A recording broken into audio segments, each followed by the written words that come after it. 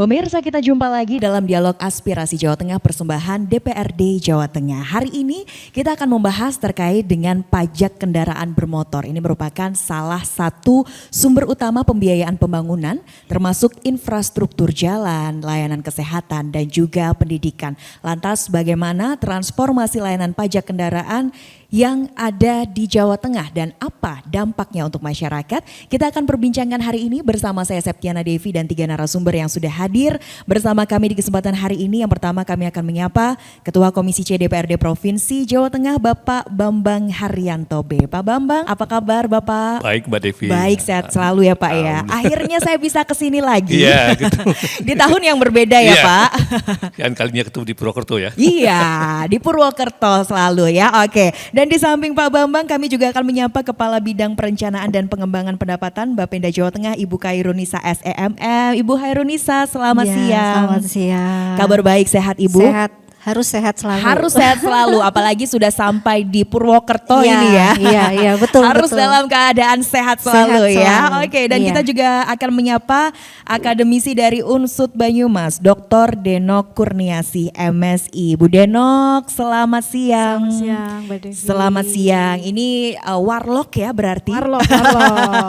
Warga lokal. Kabar sehat baik Bu Denok? Baik, sehat. Baik, Terima sehat. kasih. Oke, nanti kita juga akan meminta pandangan Bu Denok ya sebagai akademisi terkait dengan pajak kendaraan bermotor. Tapi kita ke Pak Bambang terlebih dahulu. Pak Bambang, sebagai anggota Dewan bagaimana Bapak melihat transformasi pelayanan pajak khususnya yang ada di Jawa Tengah saat ini? Ya, terima kasih Mbak Devi. Jadi kebetulan komisi kami kan ini komisi yang membidangi pendapatan. Bapenda sebagai OPD yang bertanggung jawab terhadap pendapatan itu benar mitra utama kami, counterpart utama kami. Gitu. Jadi kita lihat tentunya kalau kita bilang bahwasanya persoalan pentingnya transformasi kaitan dengan perpajakan di Jawa Tengah ini, khususnya kalau dilihat dari sisi pelayanan, tentunya kita belum bisa mengatakan puas gitu ya. Karena bagaimanapun juga ini ada sebuah proses yang sifatnya tidak berakhir, tapi terus menerus. Tapi kita tetap mencatat bahwa upaya-upaya sudah cukup baik dilakukan. Misalnya mulai tahun berapa itu Mbak Nisa adanya digitalisasi dalam proses pembayaran pajak? Sudah cukup lama. Ini saya salah satu catatannya. Yang terpenting itu loh, bagaimanapun juga karena sekarang kan eranya beda ya. Iya. Bahwasanya yang sekarang hari ini kan kita misalnya benar-benar bagaimana birokrat ini bisa menjadi pelayan yang paripurna. Sehingga kita berharap bahwasanya kembali lagi karena pada dasarnya sangat pentingnya sektor perpajakan ini dalam konteks untuk pembiayaan pembangunan. Saya kira kita harus dibarengi dengan bagaimana kita juga harus berikan pelayan supaya masyarakat itu merasa puas dan tidak punya hal-hal pemikiran lain kaitannya dengan bagaimana pada saat dia itu memberikan kewajiban atau membayar pajak. Oke. Kira-kira itu begitu Mbak Jangan Devi. nanti sudah memberikan kewajiban membayar pajak disusah-susah Nah, gitu ya. kira-kira begitu. Iya. Disusah-susah. Oke, kita ke Bu Khairunisa. Bu Khairunisa, kalau tadi Pak Ya. Bambang sampaikan kita sebagai birokrat harus memberikan pelayanan yang optimal, yang maksimal. Dari Bapenda sendiri apa saja Bu layanan atau inovasi yang sudah diberikan kepada masyarakat? Baik, terima kasih Mbak Devi. Iya. Izin Pak Ketua Bu Denok. Jadi betul Mbak Devi bahwa Pak Ketua Komisi C ini sebagai terus menjadi mitra. Kalau saya bilang mungkin kalau dari saya secara pribadi guru saya begitu Mbak, karena saya banyak sekali belajar dengan beliau begitu.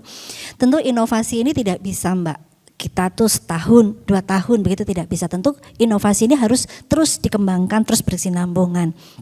Seperti halnya Mbak tadi yang sudah disampaikan Pak Ketua, rintisan dari Sakpole, mungkin sudah familiar ya dengan istilah Sakpole, membayar pajak hanya dengan satu handheld, satu genggaman, istilahnya kita bangun tidur sudah bisa membayar pajak, itu sudah kita rintis sejak tahun 2017. Terus kita kembangkan sampai pada tahun 2026 ini kita rintis yang sangat terbaru Mbak, kita berkolaborasi dengan Korlantas dengan Samsat Digital Korlantas yaitu Signal, sehingga harapan kami ketika ini sudah terkolaborasi tentu ini akan jauh lebih memudahkan dalam membayar pajak kendaraan dalam satu genggaman tadi. Oke, apa bedanya Bu dengan aplikasi sebelumnya? Tentu yang tadi saya sampaikan itu tentu akan lebih memudahkan proses verifikasi, proses untuk pengesahan, karena memang kita ini kan Samsat terdiri dari 3 mitra ya Mbak, ada dari sisi kepolisian, kami sendiri dari sisi Bapenda dan Jasa Raharja. Itu tentu kolaborasi, ada hal-hal yang memang harus kita hormati bersama, regulasi tentunya dengan rek iden yang memang harus kita sepakati bersama, kita patuhi, itu ada dari sisi kepolisian. Nah, dengan adanya kolaborasi ini Mbak, tentunya harapan kami ke depan itu sangat memudahkan sehingga masyarakat dalam membayar pajak itu lebih seamless begitu, lebih mulus begitu kan. Dan di samping itu Mbak, di tahun ini juga kita berikan kemudahan melalui Samsat Budiman, Samsat yang bekerja sama dengan BUMDes begitu Pak Ketua, saya laporkan sekaligus. Dan mulai 1 April ini kita mudahkan lagi, wajib pajak tidak harus melakukan swafoto. Kalau beberapa waktu yang lalu kita sampaikan bahwa Samsat Budiman melalui BUMDes itu harus, kalau KTP dan STNK asli itu memang sebuah persyaratan yang tidak bisa kita pungkiri, itu memang syarat iden kita, tetapi wajib pajak tidak harus hadir secara pribadi. Kita paham. Mungkin ayahnya sedang bekerja nitip ke anaknya, mungkin nitip ke istrinya atau saudaranya, itu sudah bisa dilakukan di BUMDes yang tersebar di 35 kabupaten se-Jawa Tengah ini. Jadi begitu. Itu adalah beberapa terobosan yang terbaru di tahun 2026. Betul. Baik. Nah, kita ke Bu Denok. Bu Denok, ini terobosan-terobosan sudah dilakukan oleh Bapenda, tadi bekerja sama juga dengan Lantas seperti itu ya. Bagaimana Ibu menyoroti juga dengan banyaknya transformasi digital yang sudah dilakukan di sepanjang tahun dari 2017 sampai sekarang 2026? Ya, terima kasih Mbak Devi. Ya, ini hiruk pikuk perpajakan kelihatannya sedang viral nih ya Mbak Devi ya, di banyak media. Jadi kelihatannya masyarakat memang secara pelayanan memang kami dari akademisi sudah mengakui banyak sekali transformasi yang sudah dilakukan ya, dari yang tadinya tatap muka menjadi berbasis digital ya, seperti sekarang ini gitu, banyak aplikasi dan seterusnya gitu. Tetapi memang sekali lagi kondisi masyarakat kan berbeda-beda ya, dengan literasi digitalnya yang macam-macam begitu ya, dari semua level masyarakat. Itu dari sisi pelayanan, belum lagi dari substansinya, bagaimana kemampuan mereka membayar dan seterusnya. Karena ini kan urusan pajak, ini kan urusan memberikan sebagian uangnya begitu ya, istilahnya ada kewajiban yang harus dibayarkan begitu, sehingga kemudahan saya kira sudah difasilitasi ya oleh pemerintah provinsi maupun pemerintah daerah, sudah banyak inovasi, tinggal bagaimana mungkin nanti lebih mensosialisasikan kepada masyarakat. Saat ini kan memang banyak sekali masyarakat yang belum paham ya Bu ya, belum paham, jadi masih bertanya-tanya kenapa pajak saya jadi naik dan seterusnya gitu ya. Nanti mungkin ya dibahas lebih lanjut apa itu option dan seterusnya gitu. Tapi kalau bicara tentang proses bisnisnya, saya kira itu sudah bagus gitu ya, untuk sebuah pelayanan publik gitu kan, memberikan kemudahan, penyederhanaan, itu prinsip pelayanan publik yang saya kira sudah banyak dilakukan oleh pemerintah provinsi maupun pemerintah daerah. Oke, baik. Jadi ini sudah diakui ya, berarti Bu Khairunisa ya. Ini oleh akademisi pun sudah diakui bahwa ini adalah salah satu hal yang mempermudah gitu ya. Oke.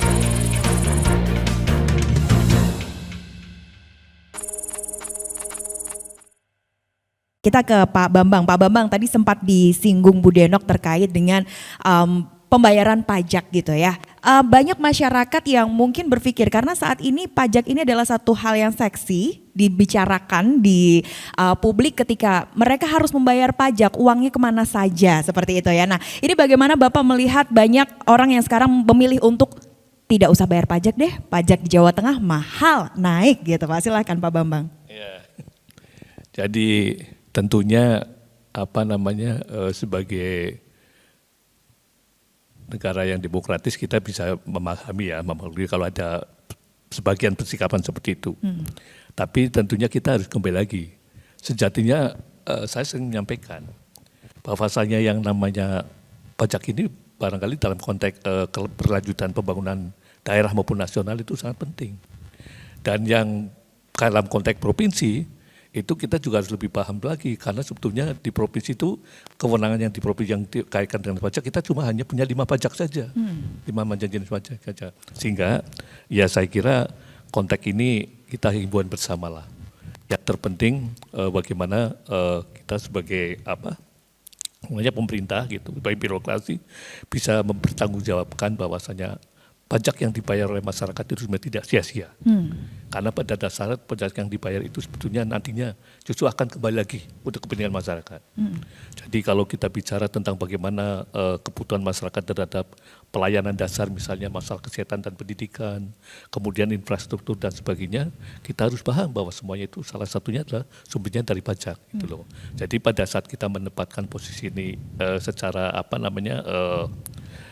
tidak sesuatu yang diametral ya, tapi ini sebagai satu hak dan kewajiban kita bersama. Saya kira yaitu tadi ini yang harus menjadi penekanan kesadaran kita bersama. Kira-kira harus jadi kesadaran kita bersama sebagai wajib pajak, sebagai bangsa Indonesia, sebagai warga Jawa Tengah. Nah, tapi bagaimana pajak ini, pajak daerah khususnya keberpihakannya kepada masyarakat kecil, Pak? Ya, kalau kita lihat sebetulnya kayak gini, sebetulnya kita lihat saja.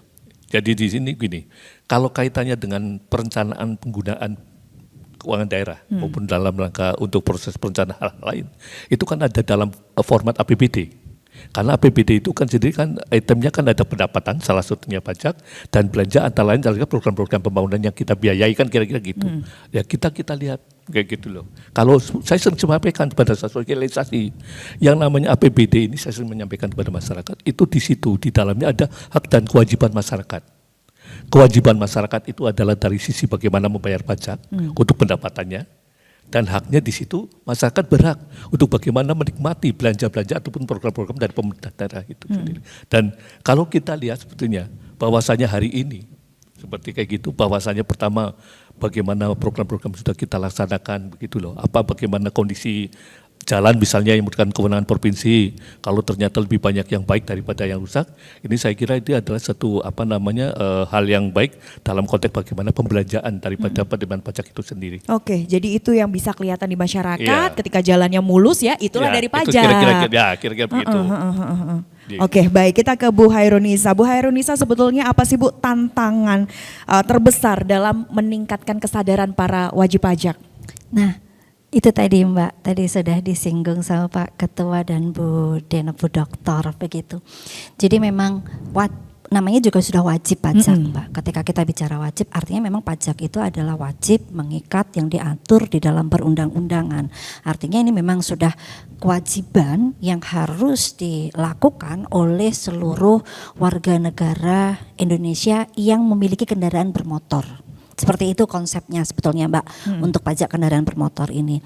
Tapi kami tidak bisa mengungkiri dengan kondisi perekonomian. Kami pernah melakukan survei Mbak kecil-kecilan pada waktu itu.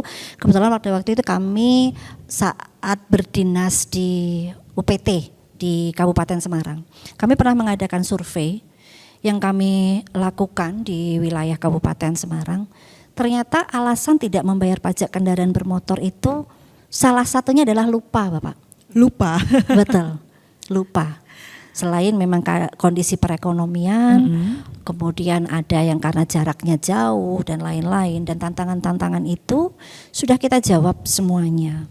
Ketika kita berada di lokasi yang terjauh, tadi sudah saya sampaikan, kita jawab dengan Samsat BUMDes, Samsat Budiman, Badan Usaha Digitalisasi Mandiri. Di mana dengan Samsat Budiman ini juga salah satu upaya untuk menggerakkan roda perekonomian. Selain memang untuk mendekatkan diri kepada pelayanan, titik-titik layanan kepada masyarakat, itu juga sebagai upaya untuk menggerakkan roda perekonomian yang ada di desa. Karena apa? Dari Samsat BUMDes tersebut, biaya administrasinya digunakan untuk kas daerah, dikembangkan untuk desa masing-masing. Menizin kas desa maksud kami. Di kas desa di mana nanti keuntungan dari biaya administrasi itu untuk pengembangan desa masing-masing. Dan itu sebuah terobosan juga dari kami, tentunya untuk meningkatkan kepatuhan. Ketika Samsat tidak jauh dari rumahnya, tentu itu akan lebih mudah untuk mengingatkan Karena itu tadi, ketika kita lupa, maka yang harus kita lakukan adalah Bapenda jangan pernah bosan dan lelah untuk sosialisasi dan edukasi. Oke. Tadi sudah disampaikan sama Bu Denok, Bu Dokter, kadang masyarakat itu mau kok bayar, tapi mereka tidak terinformasi dengan baik gitu. Nah, saya pikir forum-forum begini ini cukup baik Pak Ketua untuk sama-sama kita berikan edukasi kepada masyarakat supaya nggak ada miskomunikasi begitu. Dan saya pikir dengan forum kita sering bertemu dengan masyarakat, kita dengarkan, terutama Bapenda Mbak itu tidak pernah bosan mendengarkan, tidak pernah lelah untuk kami itu Mbak yang namanya kanal aduan itu sudah dari semua sisi Pak, itu sudah kita buka begitu, dan itu menjadi bentuk perbaikan buat diri kami. Oke. Nah, untuk meningkatkan kepatuhan itu juga Mbak, kami lakukan dengan cara mengingatkan, mungkin kalau bahasanya adalah sengkuyung. Kita berkolaborasi dengan pemerintah kabupaten kota, kita datang ke masyarakat, kita ingatkan beberapa masyarakat yang mungkin belum berkesempatan begitu, kita ingatkan satu persatu begitu Mbak. Sampai satu persatu. Satu persatu. Oke, begitu. Baik. Dan semoga yang menyaksikan siaran kita hari ini ya langsung teringat juga ya Ibu ya. Iya. Langsung kita ingatkan ini ya bersama dengan Bu betul. Hairunisa. Baik, nanti kita Betul. akan lanjutkan obrolan kita, pemirsa tetaplah bersama kami dalam Dialog Aspirasi Jawa Tengah.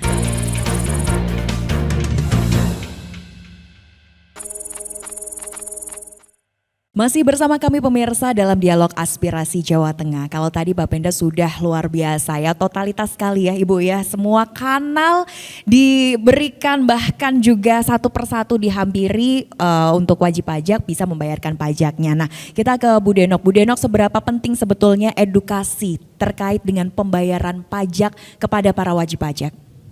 Ya Mbak Devi, saya kira itu sangat penting ya. Karena pertama, pajak ini kan kebijakannya itu bersifat redistributif ya, artinya pemerintah itu tidak memberikan layanan yang langsung diterima oleh masyarakat gitu kan, tetapi mengambil kewajiban dari masyarakat untuk membayar gitu kan ya, sehingga masyarakat tentu berhak tahu ya apa nanti kelanjutannya setelah mereka membayar, karena ini kaitannya dengan public trust kan ya, dengan kepercayaan publik, sehingga ketika masyarakat itu tidak tahu apa itu prosedur pembayarannya, kemudian juga berkaitan dengan dampaknya nanti setelah membayar pajak, keuntungannya apa sih sebetulnya yang diperoleh oleh masyarakat, itu kemudian mengurangi kepercayaan masyarakat. Artinya ketika kepercayaan masyarakat itu menurun gitu ya, ya tadi dampaknya pasti kepatuhannya gitu kan ya, kepatuhannya jadi melemah, orang pada nekat sekarang ya nggak bayar pajak gitu kan.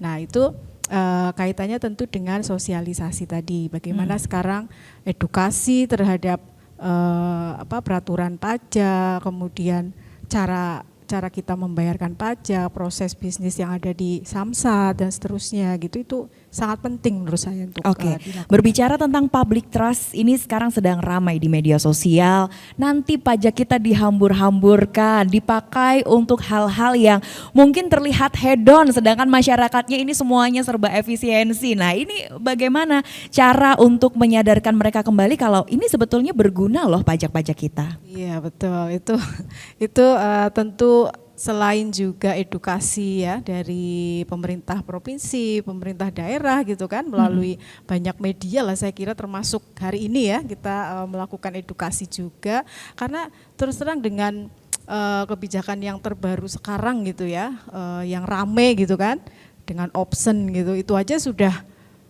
jangankan masyarakat yang low education gitu ya, yang high education aja banyak yang nggak paham gitu terkait dengan option gitu ya, apa sebetulnya, dan kemudian terutama transparansi ya terhadap pemanfaatan pajak itu sendiri. Nah itu yang mungkin juga perlu dilakukan. Jadi ketika kita membayarkan pajak tuh kita yakin ada perubahan gitu. Kan ini dengan option kan kemandirian fiskal di daerah terutama kan akan menjadi meningkat, sehingga buktinya mana gitu, buktinya mana kan tentu harus disosialisasikan ya, termasuk upaya transparansinya mungkin sampai ke sana gitu. Oh sekarang jalan-jalan provinsi sudah bagus sampai ke kabupaten bahkan gitu, itu kan bagian dari oh ini hasil pajak saya loh gitu kan Oke. ya. Jadi mungkin transparansi saya kira itu menjadi kunci ya yang harus dilakukan oleh pemerintah. Baik, jadi biar masyarakat melihat ya apa saja sih pajak kita sudah digunakan untuk apa saja. Nah, kita ke Pak Bambang. Pak Bambang menarik ini ya terkait dengan transparansi. Ini salah satu fungsi sebagai anggota dewan juga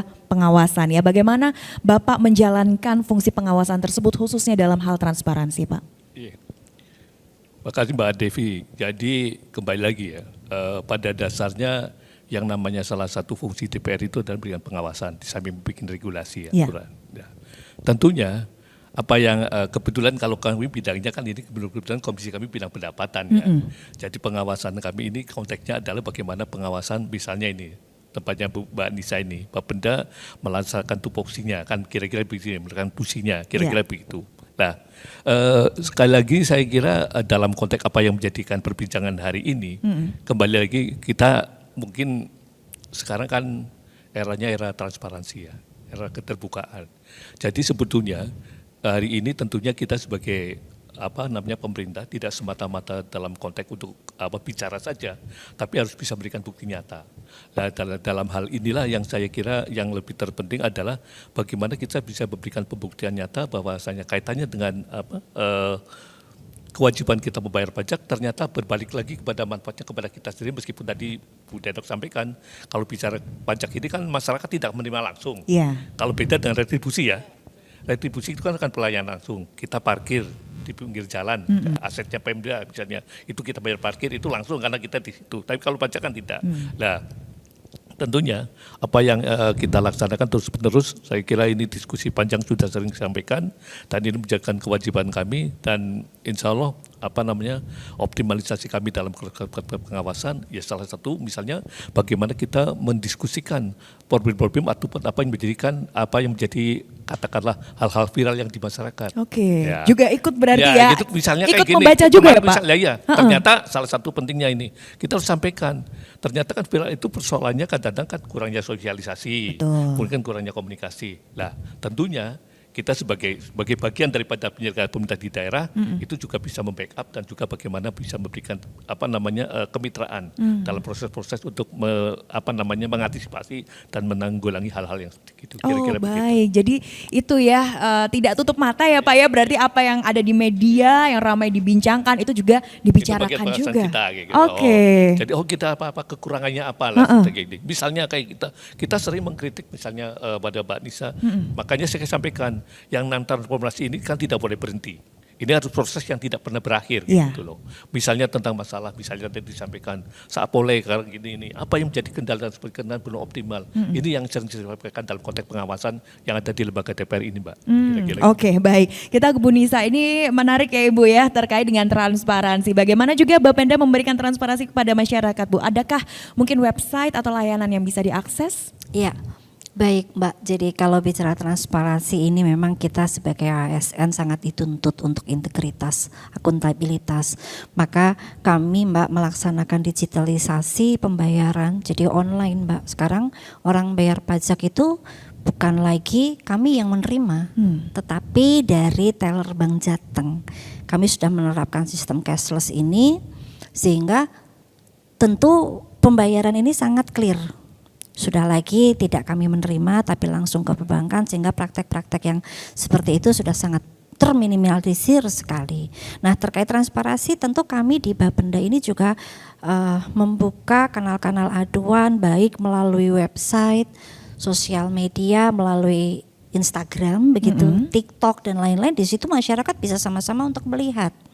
Begitu ada hal-hal yang memang mungkin tidak pas atau seperti apa, itu kita sangat welcome lah begitu Mbak, sangat terbuka sekali begitu. Oke, jadi semuanya ini bisa diakses oleh Betul, masyarakat, website termasuk ada, kritik dan segala saran macam. yang Betul. bisa didiskusikan bersama Pak Bambang Betul gitu ya Ibu sekali, ya. Oke betul, baik, nah betul. terkait dengan masyarakat yang masih menunggak di tahun 2026 ini, adakah kebijakan-kebijakan tertentu untuk masyarakat, mungkin salah satunya pemutihan seperti itu Ibu? Baik, memang pada tahun 2026 ini kita di awal tahun saja kalau tadi Bu Denok bilang hangat begitu, kalau buat kami di dalam panas. Kalau istilahnya kan kami panas, maka kami Mbak di Bapenda dalam hal ini Bapak Gubernur Jawa Tengah itu menerapkan dengan adanya kenaikan dari option ya Ibu ya, begitu. Sebetulnya option itu kan sudah lama Mbak, sudah sejak tahun 2025 dan itu tidak hanya Jawa Tengah, tetapi seluruh Indonesia melaksanakan option. Tapi memang beberapa provinsi begitu masih melaksanakan tarif ekuivalen, diskon ekuivalen. Nah, Jawa Tengah itu tidak mau ketinggalan. Kami berikan diskon 5%. Jadi ini saya pikir ini memberikan relaksasi yang cukup lah untuk masyarakat, bahwa tidak lagi terlalu tinggi kenaikannya tetapi kita berikan diskon 5%. Namun memang kalau pemutihan itu terakhir kita melakukan adalah di tahun 2025.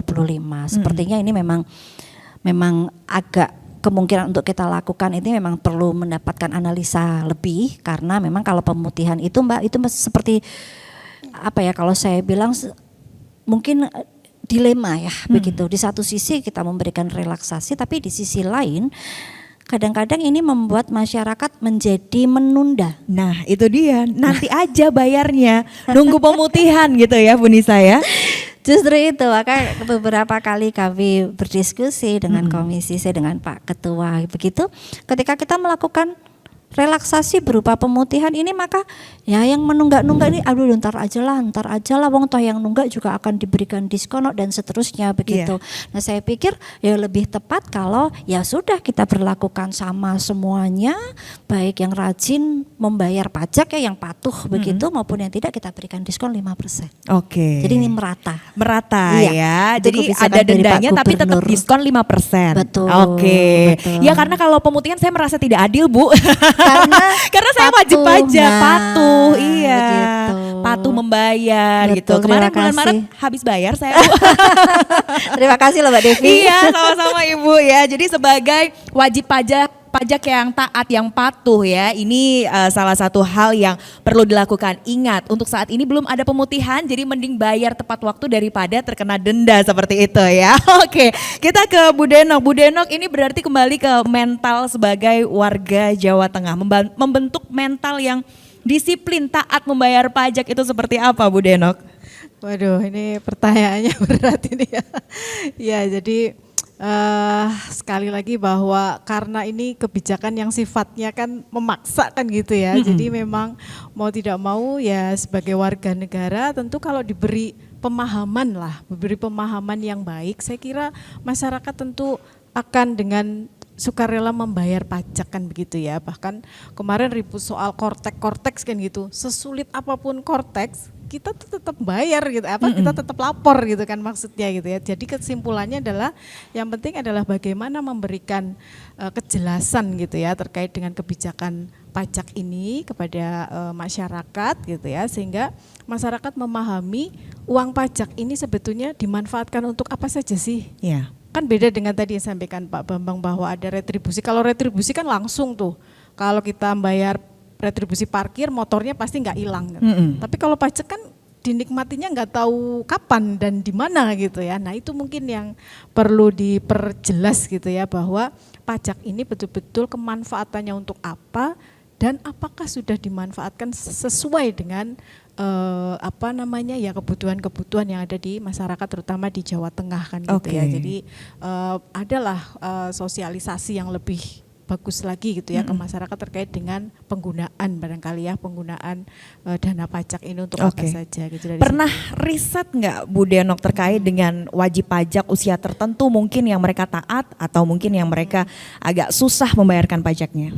Sebetulnya kalau riset sih mungkin saya belum pernah melakukan riset ya, tetapi banyak memang komentar-komentar begitu ya, justru menurut saya bukan dari kalangan yang mungkin yang tadi saya sebut ya, yang tingkat pendidikannya mungkin enggak ini, tetapi dari masyarakat yang high education pun mereka juga kesadaran pajaknya bisa jadi kurang juga gitu loh. Artinya memang kurangnya itu bukan berarti mereka ini, tapi ada kayak public trust tadi ya, trustnya yang dari sisi trustnya yang belum mereka dapatkan, sehingga ada korupsi dan seterusnya kan gitu ya. Kalau di level nasional ya kita bicaranya gitu ya, itu membuat orang dengan tingkat pendidikan yang mungkin tinggi juga akan mulai tidak membayar pajak gitu ya. Padahal Maksudnya pajak yang mereka berikan cukup besar karena Betul. biasanya kendaraannya tidak hanya satu ya Bu ya. Itu dia gitu kan. Nah itu yang kadang kayak apa, termasuk orang kaya sekarang juga kan ngakali pajak banyak juga ya Bu ya. Nah. Gitu ya, ini juga harus, ini perhatian juga nih Pak Benda ya.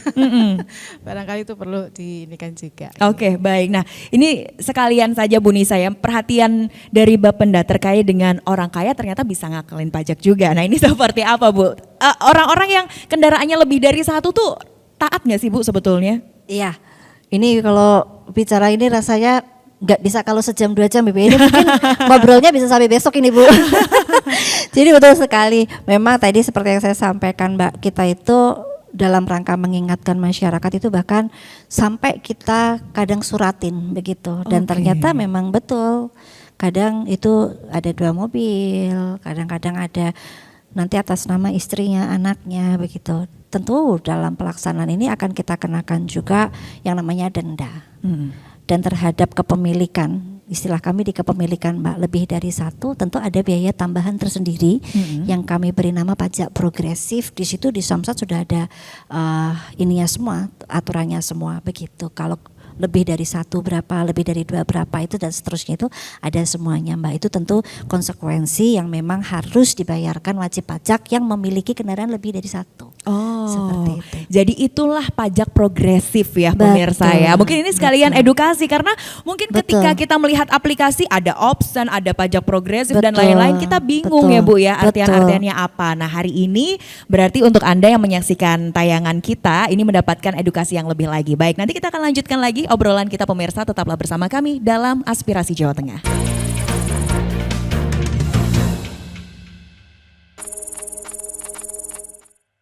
Diskusi kita semakin hangat pemirsa terkait dengan transformasi layanan pajak dan juga dampaknya kepada masyarakat. Nah kalau berbicara dampak kepada masyarakat, sudah terlihat belum Pak dari pajak kendaraan bermotor ini untuk APBD khususnya yang ada di Jawa Tengah?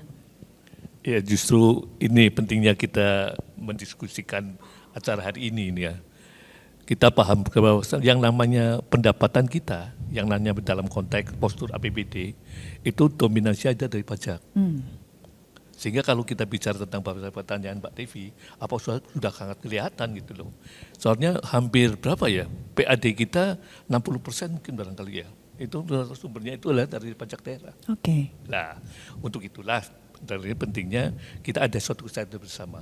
Kita tidak, saya dalam posisi sebagai wakil rakyat tentunya sangat memahami apa yang menjadi kadang-kadang keberatan, kritik dan sebagainya. Nah, untuk inilah barangkali dalam konteks pengawasan itulah saya sering sampaikan kepada Bapenda, bagaimana Bapenda sebagai OPD yang menentukan berkaitan dengan pajak daerah ini harus bisa menjawab apa yang menjadi persoalan-persoalan dan apa yang menjadikan kegelisahan yang ada di masyarakat. Nah, pentingnya itulah tadi hari ini kita sudah bahwa kadang-kadang kendalanya sosialisasi itu ya. Nah, ini yang pentingnya seperti itu, memberikan betul pemahaman dan juga edukasi. Sehingga kita berharap bahwasanya mestinya kan apalagi kan Bapenda kan punya punya platform yang untuk bisa memberikan ataupun masyarakat secara transparan ya, bisa menerima pengaduan dan sebagainya. Inilah saya kira perlu dioptimalkan sehingga komunikasi ataupun dialog ataupun persoalan-persoalan ini antara tidak hanya searah tapi bisa dirasakan dengan 2 arah ini. Kira-kira begitu Pak. Oke. Nah kalau kita berbicara tentang pajak kendaraan kan sekarang kita juga punya kendaraan listrik di mana pajaknya itu kan lebih murah itu Pak. Justru itulah jadi begini, kita ini istilahnya apa ya, problem yang agak sedikit anomali ya.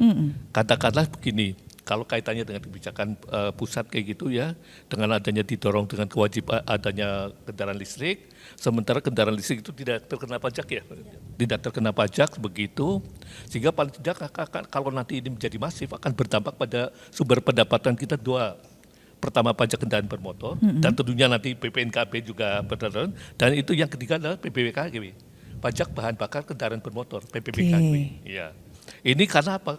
Listrik kan tidak menggunakan bahan bakar. Nah kan tidak mungkin akan ada bahan bakar, kira-kira begitu. Sehingga kami ingin sampaikan juga hari ini kita sedang berpikir bagaimana mendesain supaya postur pendapatan kita ini, sumber pendapatan PAD kita, yang tentunya pertama dari pajak daerah, yang kemudian kedua optimalisasi aset atau pendapatan dari aset, yang ketiga dari dividen ataupun istilahnya itu di APBD itu perolahan dari kekayaan pisahkan, ya kekayaan yang dipisahkan ini harus bisa kita optimalkan dalam bentuk BUMD kita, sehingga kita mendorong bagaimana performa BUMD kita juga bagus begitu, sehingga nanti berikan kontribusi kepada PAD cukup real gitu. Kemudian optimalisasi aset kita tadi sebelum acara ini kita diskusi, karena kebetulan sekarang Bapeda juga dalam SOTK baru terlibat dalam proses-proses pengelolaan aset ini, maka kita harapkan bahwasanya ini meskipun tentunya tidak akan bisa menyamai, tapi paling tidak akan memberikan perimbangan dalam konteks itu. Sehingga ke depan tentunya kita tidak hanya bersandar pada pajak daerah semata-mata. Kira-kira itu. Oke, baik. Nah, ini menarik ya obrolan kita hari ini, karena kalau berbicara tentang pajak ini luas sekali, segala aspek ini terkena seperti itu ya. Nah, kita ke Bu Nisa, Bu Khairunisa. Bu Khairunisa, kalau tadi berbicara tentang penggunaan pajak untuk APBD ya, ini kan pasti sudah sangat dirasakan oleh masyarakat ya. Nah, ini penggunaan pajak untuk APBD ini apakah memang dari Bapenda pun juga memberikan informasi kepada masyarakat, ini nilainya berapa, untuk APBD berapa, atau seperti apa sih Bu? Iya, betul sekali Mbak Devi begitu. Jadi keterbukaan publik ini memang selalu kita lakukan melalui media-media kita. Kami tidak jenuh-jenuhnya bersosialisasi. Kebetulan kami itu Mbak Devi memiliki 37 UPT yang tersebar di 35 kabupaten kota se-Jawa Tengah.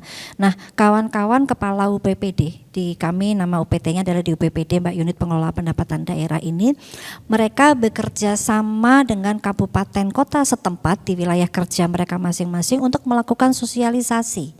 Kebetulan dari dana option yang memang berlaku di tahun 2025 kemarin Mbak, 2025 yang lalu, di situ juga ada yang namanya dana sinergitas.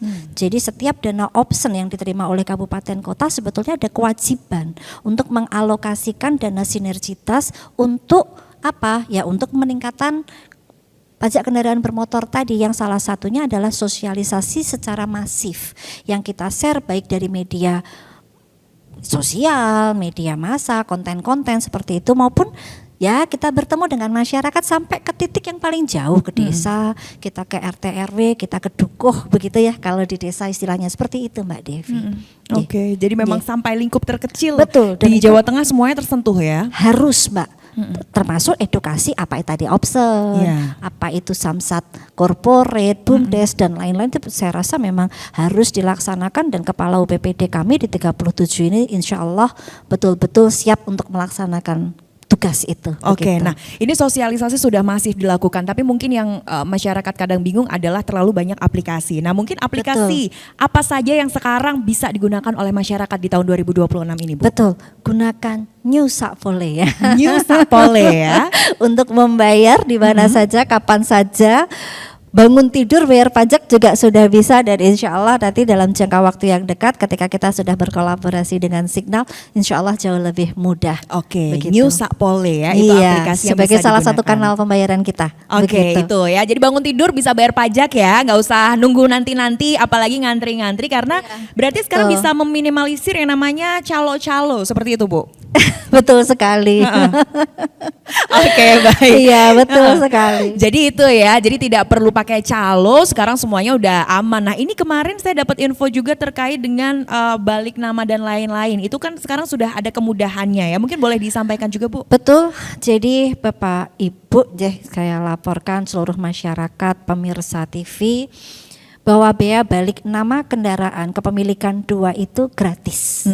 Jadi kalau dulu mungkin program-program begitu Pak Ketua, kalau ini memang dengan adanya pemberlakuan Undang-Undang HKPD itu memang itu sangat mudah dan gratis. Jadi jangan pernah ragu. Saya paham mungkin beberapa wajib pajak itu kepemilikannya belum atas nama pribadi. Dan ini cukup sulit ketika harus membayar pajak di Samsat begitu. Tetapi ayo segera balik nama, kita gunakan kepemilikan kendaraan ini sesuai dengan nama sesuai KTP masing-masing, nama Iya. pemilik masing-masing. Oke, jadi tidak perlu nama atau penggunaan KTP dari pemilik yang dulu ya Bu Iya, ya. pembayarannya itu pelaksanaannya itu sangat mudah, pembayarannya gratis, pelaksanaannya juga sangat mudah, tidak perlu KTP pemilik lama, hanya KTP pemilik baru. Oke. Jadi mungkin Mbak Devi beli ke saya gitu, saya nggak perlu melampirkan begitu Mbak Devi, kalau balik nama ya pakai namanya Mbak Devi, pemilik penguasa yang baru begitu Oke, istilahnya. dan itu sudah sangat mudah. Nanti ketika Betul. membayar pajak lagi untuk tahunannya itu tidak perlu repot-repot seperti itu Betul, ya. Oke. betul.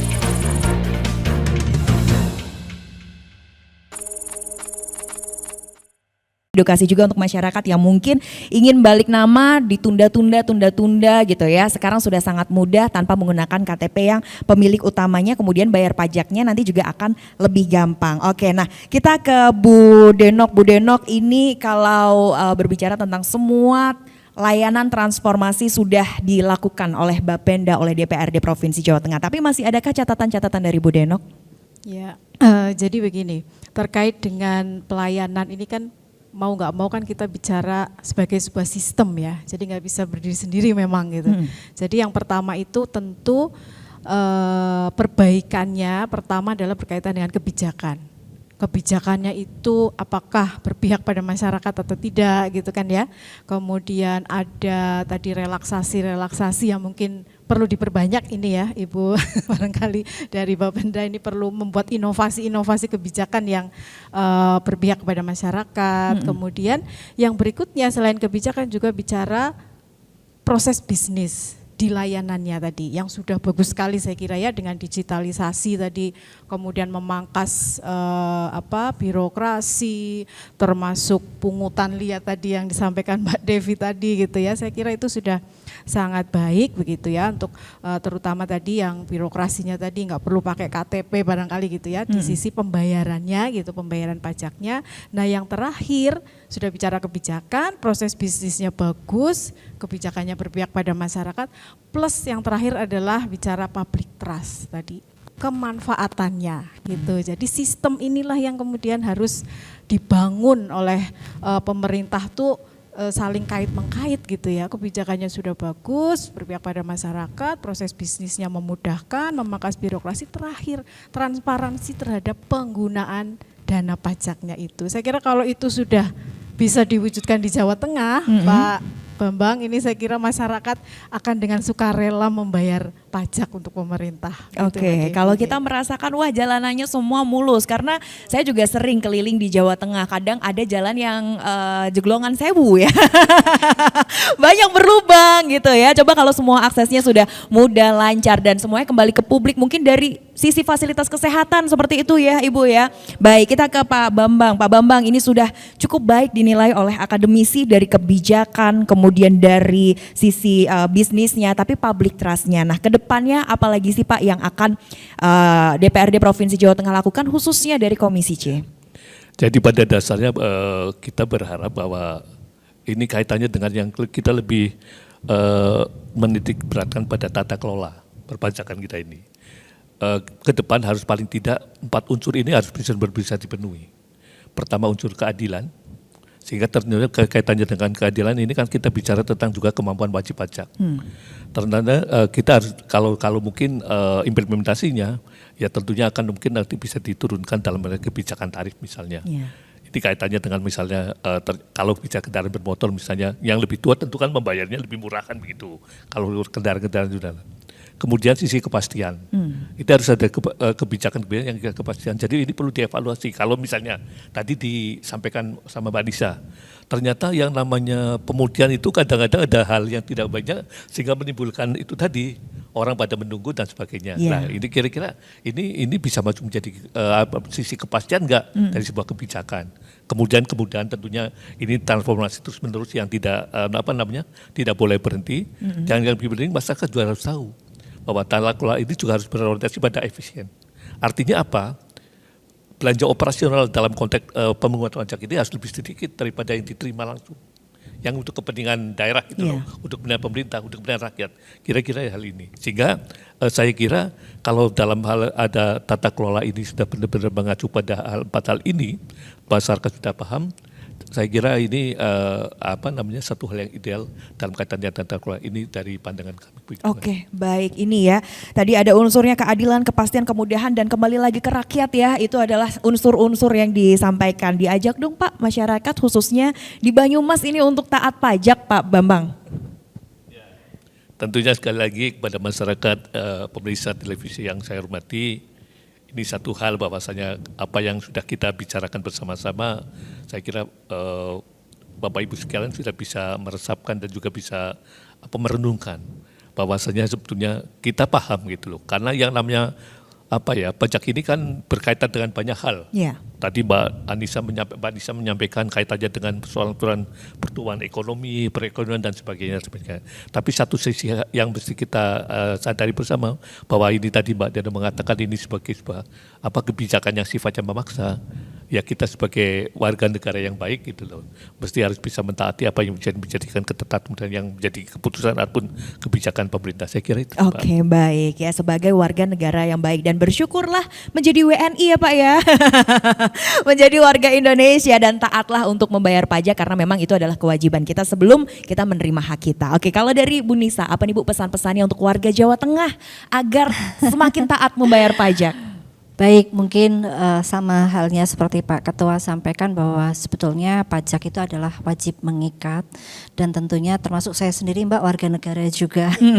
Saya sendiri juga sebagai pegawai Bapenda juga harus membayar pajak.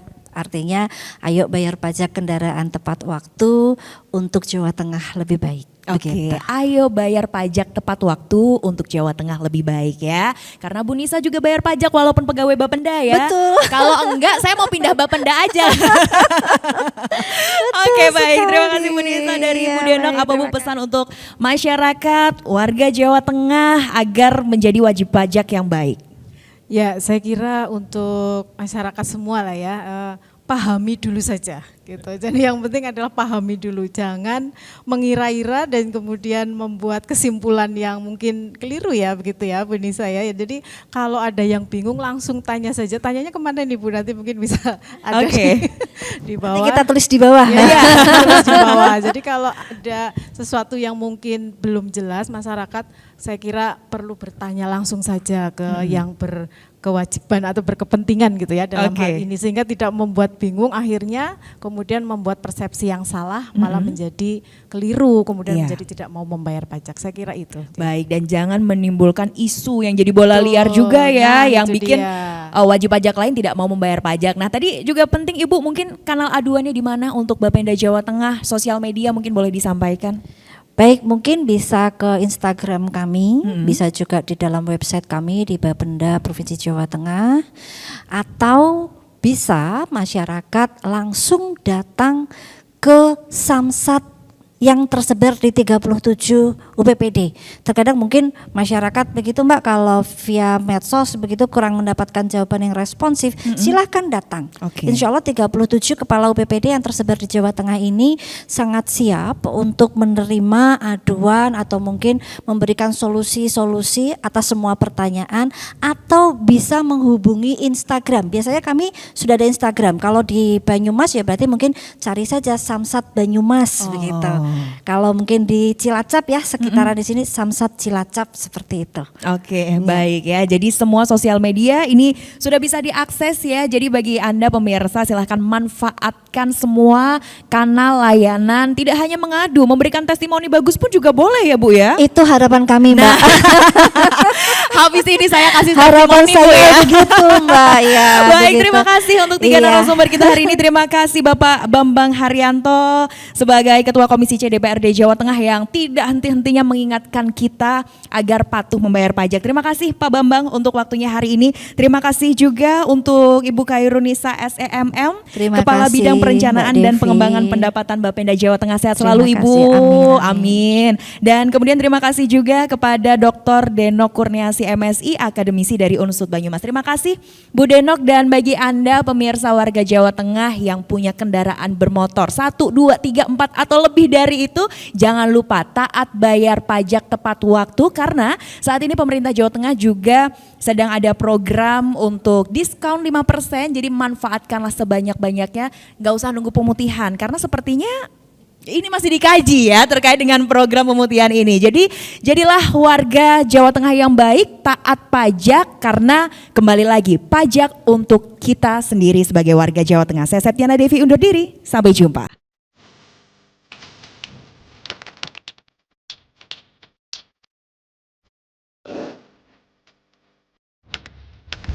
Thank you.